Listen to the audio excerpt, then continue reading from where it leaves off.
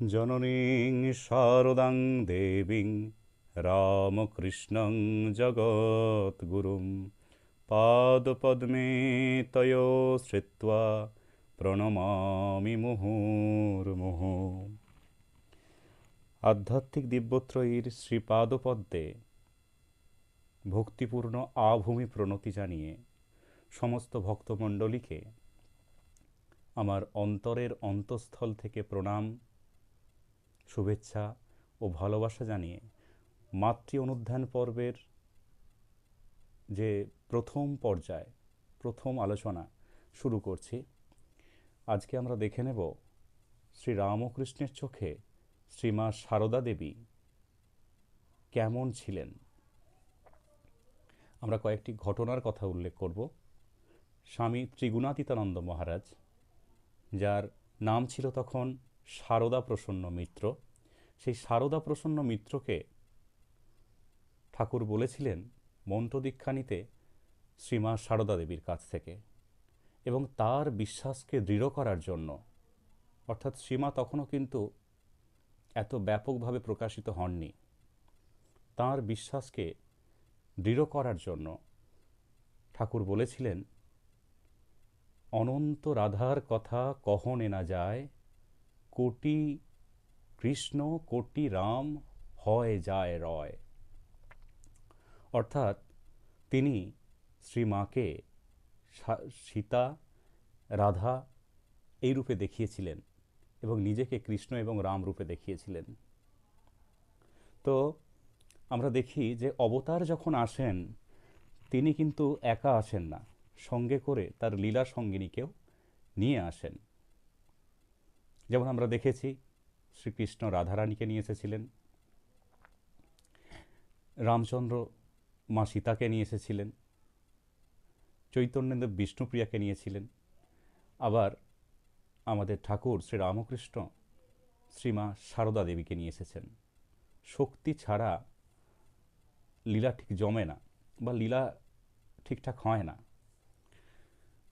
অবতারকে লীলা করতে গেলে শক্তিকে আশ্রয় করতে হয়, শক্তিকে আশ্রয় করে লীলা করতে হয়। তো আমরা দেখি যে শ্রীমা এসেছেন শ্রী রামকৃষ্ণের শক্তি রূপে। ঠাকুর নিজমুখী বলেছেন, ও কি যেসে ও আমার শক্তি। তিনি মাকে বলেছেন যে মা হচ্ছেন তার শক্তি। আমরা দেখতে পাই যে শ্রী রামকৃষ্ণের সঙ্গে শ্রীমা সারদা দেবীর যে বিবাহ, সে বিবাহ একটি দৈবী বন্ধন।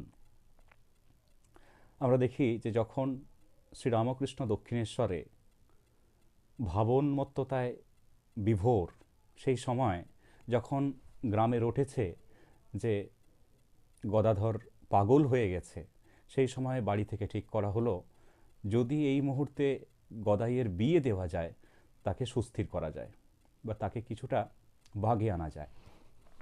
সেই কারণেই তার দেখাশোনা আরম্ভ হলো। তো গদাইকে এই কথা জানানোর সঙ্গে সঙ্গেই সে কিন্তু খুব আনন্দিত হলো, এবং সে বলে দিল একটা কথা, যে হেতা সেতা পাত্রী খুঁজে লাভ নেই। পাত্রী কোথায় আছে না, রামচন্দ্র মুখুজ্জের বাড়িতে কুটো বাঁধা আছে।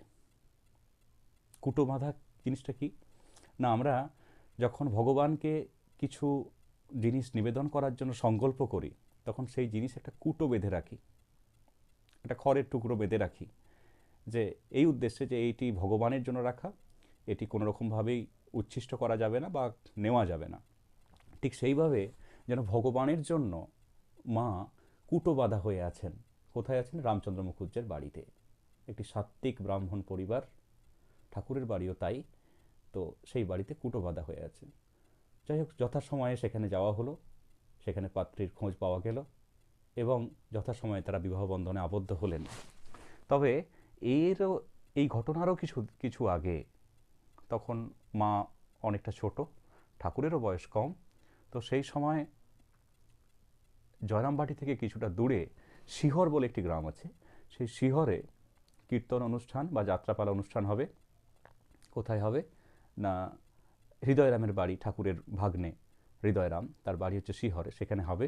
তো ঠাকুর গেছেন দেখতে, এবং যেটা হয় আর কি, ঠাকুর ভাবে বিহবল হয়ে গেছেন এবং তার ভাব সমাধি হয়েছে। এবং ভাব সমাধি হয়েছে সেই সময় কিন্তু ছোট, সেই সময় অত্যন্ত ছোট আমাদের মা শ্রীমা সারদা দেবী তিনিও গেছেন ওই যাত্রানুষ্ঠান দেখতে, যাত্রা অনুষ্ঠান কীর্তন দেখতে শুনতে গেছেন আর কি। এবং তখন কিন্তু বিয়ে জিনিসটা কি সেটা হয়তো তারা কিছুই জানতেন না। কিন্তু সেই সময় শ্রীমাকে যখন একজন বয়স্কা মহিলা, তার প্রতিবেশিনী, তার জিজ্ঞাসা করে যে হ্যাঁ রে সারু, এখানে তোর কাকে বিয়ে করতে সাধ যায়, সে সময় কিন্তু শ্রীমা দুহাত তুলে শ্রী ঠাকুরের দিকে দেখিয়ে দিয়েছিলেন, যিনি কিনা পরবর্তীকালে ওই শ্রীরামকৃষ্ণ যাকে বলেছিলেন কুটো বাঁধা আছে। অর্থাৎ এই সম্পর্ক জন্ম জন্মান্তরের সম্পর্ক, আগুনের সঙ্গে যেমন দাহিকা শক্তির সম্পর্ক, ঠিক একইভাবে এই ঠাকুরের সঙ্গে মায়ের সম্পর্ক আমরা দেখতে পাই। তো তাদের বিবাহের পরে যখন ঠাকুর দক্ষিণেশ্বরে চলে গেলেন, মাঝে মধ্যে আসতেন কামারপুকুর এবং মা থাকতেন জয়রামবাটিতে, সে সময় মাকে ডেকে পাঠানো হতো। যাই হোক, ঠাকুর যখন আসতেন তখন কিন্তু তার ঘরে চাঁদের হাট বসতো এবং গ্রামের সমস্ত লোকেরা আসতো এবং তারা খুব আমোদ আহ্লাদ করতো। কী করতো না, ঠাকুর ঈশ্বরীয় কথা কইবেন, বিভিন্ন রকম ঈশ্বরীয় কথা আলোচনা করবেন এবং বিভিন্ন রকম গান গান শোনাবেন। তো সেই নিয়ে আনন্দের হাট বসতো। সবাই যখন সেই মনোযোগ দিয়ে সব শুনতো, ঠাকুরের কথা শুনতেন, সেই সময় হতো কি না, ছোট্ট সারদা সে ঘুমিয়ে পড়তো এবং তখন পাড়ার মেয়েরা তাকে তুলতে যেত এবং বলতো আর কি, আহা কত সুন্দর কথা শুনলেনি গো। তো সেই সময় ঠাকুর বলতেন, বারণ করতেন, না না ওকে তুলতে হবে না, এবং বলতেন ও কি সাধে ঘুমোচ্ছে, ও যদি এসব কথা শোনে, ও যদি ঈশ্বর তত্ত্বের কথা শোনে, তাহলে ওর স্বরূপও চিনতে পারবে এবং ও কিন্তু চোঁচা দৌড় মারবে। ঠাকুর ঠিক এরকম কথাই বলতেন, চোঁচা দৌড় মারবে, অর্থাৎ মা তার মর্তলীলা আর কিন্তু করবেন না, একেবারে চলে যাবেন। তাহলে এই দিক থেকে লক্ষ্য করলে দেখতে পাই যে মা ছিলেন সাক্ষাৎ জগদম্বা, মা ছিলেন একেবারে সাক্ষাৎ ভগবতী। ঠাকুর তার স্বরূপটা বুঝতে পেরেছিলেন এবং একবার স্বামী শিবানন্দকে তিনি বলেছিলেন যে, শিবানন্দকে একদিন শ্রীরামকৃষ্ণ বলেছিলেন, ওই যে মন্দিরে মা রয়েছেন আর এই যে নহবতের মা, মন্দিরে মা বলতে মা ভবতারিণী এবং নহবতের মা বলতে শ্রীমা সারদা দেবী, দুজনই এক। অর্থাৎ তিনি মন্দিরের মা ভবতারিণী যার আরাধনা করেন, এবং যে নহবতে আছেন অর্থাৎ আমাদের শ্রীমা নহবতে থাকতেন, দক্ষিণেশ্বরে গেলে দেখবেন গঙ্গার ধারে সেই নহবতের ঘর, সেই নহবতে থাকতেন। তো তিনি দুজনই এক, তাদের মধ্যে কোনো ভেদাভেদ নেই। এবং আমরা দেখতে পাই সারদা দেবীও একদিন শ্রীরামকৃষ্ণকে প্রশ্ন করেছিলেন যে আমি তোমার কে। সহজ কণ্ঠে শ্রীরামকৃষ্ণ বলেছিলেন, তুমি আমার মা আনন্দময়ী। দেখুন, নিজের স্ত্রী, বিবাহিতা স্ত্রী, সেই স্ত্রী সম্পর্কে কীরকম একটি কথা বলছেন যে তুমি আমার মা আনন্দময়ী। তাহলে মাকে কিভাবে ঠাকুর দেখতেন। এবং অন্য আরেক দিন শ্রীরামকৃষ্ণকে জিজ্ঞাসা করেছিলেন, আমাকে তোমার কি বলে মনে হয়। শ্রীরামকৃষ্ণ বললেন, যে মা মন্দিরে আছেন তিনি এ শরীরে জন্ম দিয়েছেন, ও এখন নহবতে বাস করছেন, আর তিনিই আমার পদসেবা করছেন। অর্থাৎ কি না, মা ভবতারিণী অর্থাৎ তার আরাধ্যা, তার গর্ভধারিণী অর্থাৎ যাকে চন্দ্রামণি দেবী, যিনি ঠাকুরকে গর্ভে ধারণ করেছিলেন, এবং আমাদের মা যিনি নহবতে থাকতেন, এই তিনজনের মধ্যে তিনি কোনো তফাৎ দেখেন না। তারা তিনজনই ঠাকুরের কাছে এক। পরবর্তীকালে বিশুদ্ধানন্দ মহারাজ মন্তব্য করেছিলেন যে তাহলে শ্রী শ্রী মাকে কোন দৃষ্টিতে ঠাকুর দেখছেন। তিনি বলেছিলেন, আমার মনে হয় তিন রকমভাবে। শিষ্যারূপে উপদেশ করেছেন, পতিব্রতা রূপে পদসেবার অধিকার দিয়েছেন, এবং সাক্ষাৎ জগদীশ্বরী রূপে পূজা করেছেন। শ্রী শ্রী মাও তাঁকে পতি, গুরু এবং ইষ্টরূপে সেবা পুজো করেছেন। এই রকম ছিল আমাদের মায়ের স্থান ঠাকুরের কাছে।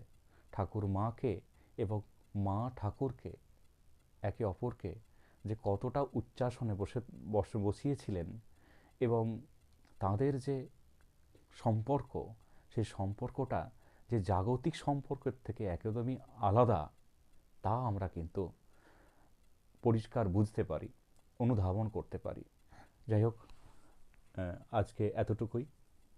আবারও শ্রী শ্রী মায়ের কাছে, ঠাকুরের কাছে, স্বামীজির কাছে সকলের সুখ, শান্তি, সমৃদ্ধি কামনা করে আজকের আলোচনা এখানেই শেষ করছি।